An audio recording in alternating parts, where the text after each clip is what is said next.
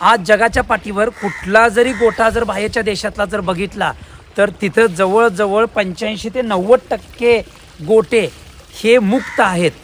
त्यांची जनावरं बघितले की 700 किलोच्या 800 किलोच्या याच्याच्या गाया आहेत. तिथं सर्वसाधारण जर बघितलं तर दिवसाला 20-40 लिटरपासून ते 60 लिटर दूध देणाऱ्या त्यांच्याकडं गाया आहेत.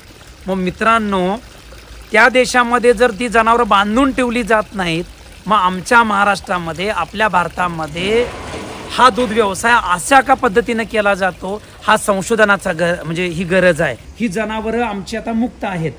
आता या मुक्त जनावरांच्या मध्ये आम्हाला फायदा काय दिसून आला? 24 तास पाण्याची सोय, त्याचबरोबर पोट भरून या ठिकाणी ते जनावर चारा खातं. दुसरी गोष्ट आहे, त्याच्या गळ्यात कुठल्याही प्रकारची जरी दोरी असली ती बांधून ठेवण्यापुरतं ते ठीक आहे, पण त्याला खुल्लं सोडलेलं आहे. सकाळच्या कोवळ्या उन्हामधून त्याला व्हिटॅमिन D3 मिळतं. मस्टॅटिस नावाचा आजार या ठिकाणी होत नाही. म्हणजे इतकं चांगलं वातावरण आणि इतकं चांगलं नियोजन या ठिकाणी मुक्त गोठ्यामुळे होतं आणि माणसाचं काम कमी होतं, जनावर हेल्दी होतं, जनावराचा माज या ठिकाणी नियमित राहतो, सारखं रिपीट या ठिकाणी होत नाही. या सगळ्या गोष्टी आपल्याला या ठिकाणी मुक्त गोठ्याच्या माध्यमातून या ठिकाणी केल्या गेल्या पाहिजेत.